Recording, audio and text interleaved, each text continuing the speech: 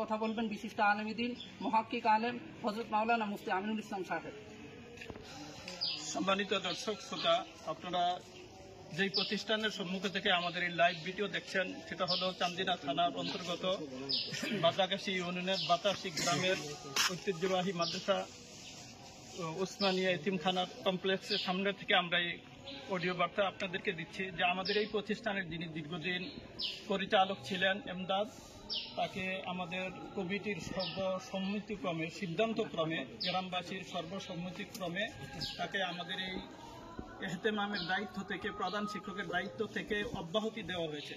সুতরাং পূর্বের 15 বছরের হিসাব তার কাছে আমাদের পাওনা আছে। আমাদের অনেক রসিদ বই এখনো আমাদের হস্তগত হয় নাই, তার কাছে রয়েছে। সেই সকল হিসাব সে না দিয়ে আমাদের এই প্রতিষ্ঠান থেকে সে অনুপস্থিত আছে দীর্ঘ 1 মাস যাবৎ। তার সাথে আমরা বিভিন্নভাবে যোগাযোগ করার চেষ্টা করেছি, সে আমাদের সাথে যোগাযোগ করে নাই। সুতরাং তার সাথে আমাদের এই প্রতিষ্ঠানের ব্যাপারে আপনারা কোনো লেনদেন করবেন না, এবং এই প্রতিষ্ঠানের জন্য সে যদি আপনাদের সম্মুখে উপস্থিত হয় রসিদ বই নিয়ে অথবা কথাবার্তার মাধ্যমে, তাহলে তার সাথে আমাদের এই প্রতিষ্ঠানের জন্য আর কোনো আপনারা দান সৎকার করবেন না। বরং আমরা বলবো তাকে যদি আপনারা পান তাহলে তাকে গ্রেফতার করে আমাদেরকে খবর দেওয়ার জন্য আমাদের নাম্বার থাকবে, মোবাইল নাম্বার থাকবে, আমরা আমাদের সাথে যোগাযোগ করবেন। আমরা প্রয়োজনে আইনের আশ্রয় নিয়ে তাকে গ্রেফতার করব এবং আমাদের হাতে সোপর্দ করার পরে আমরা আইনের আশ্রয় নিয়ে তাকে আমাদের এই প্রতিষ্ঠানের হিসাব দেওয়ার জন্য চেষ্টা করব। এবং প্রতিষ্ঠানের কথা বলে কারোর থেকে যদি ঋণ নেয় সে, এই ঋণের জন্য আমরা পরবর্তীতে কি করব না, দায়ী থাকব না। এই জন্য সকলকে আমরা সতর্ক করার জন্য এই লাইভ ভিডিও করছি। আশা করি আমরা সকল দেশবাসী, গ্রামবাসী, বিশেষ করে চান্দিনা থানা এবং কুমিল্লা জেলার অধিবাসীদেরকে আমরা অনুরোধ করব যে আপনারা আমাদেরকে এই কাজে সহযোগিতা করবেন। ধর্মীয় প্রতিষ্ঠান হিসাবে আপনাদের সকলের সুস্বাস্থ্য কামনা করে আমার বক্তব্য শেষ করছি। দেশ বিদেশে যে যেখান থেকে আমাদের আজকের এই ওলামাদেরকে দেখতেছেন, আপনাদেরকে আন্তরিক মোবারকবাদ। আজকে গ্রামের সর্বস্তরের আলেম এখানে উপস্থিত আছেন। আজকে এখানে গত 5ই আগস্ট বাংলাদেশ এই শেখ হাসিনা সাবেক প্রধানমন্ত্রী শেখ হাসিনা পলাতকের মাধ্যমে এই মাদ্রাসা মোহতামিম এমদাদুল্লাহ খান, উনি এই মাদ্রাসা থেকে পলাতক এবং দীর্ঘদিন ধরে এই মাদ্রাসা বন্ধ থাকার কারণে ছাত্ররা এখান থেকে চলে গেছে এবং মাদ্রাসার পরিবেশ নষ্ট হচ্ছে এবং পড়াশোনার ব্যাঘাত ঘটেছে।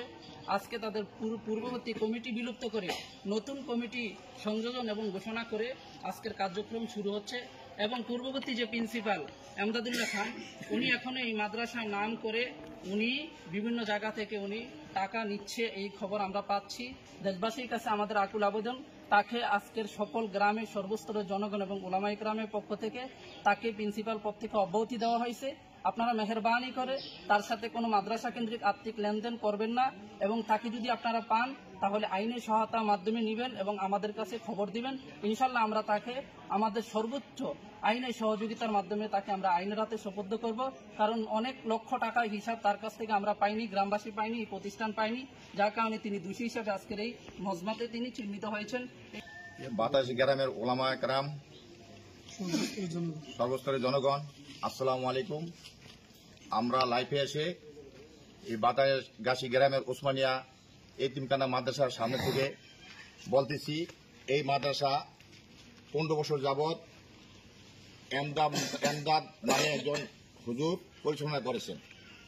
ওনার কাছে অনেক টাকা আমাদের আমানত ছিল এবং মাদ্রাসা ছাত্ররা সহ অনেক টাকা পয়সা ওনার কাছে রক্ষিত ছিল।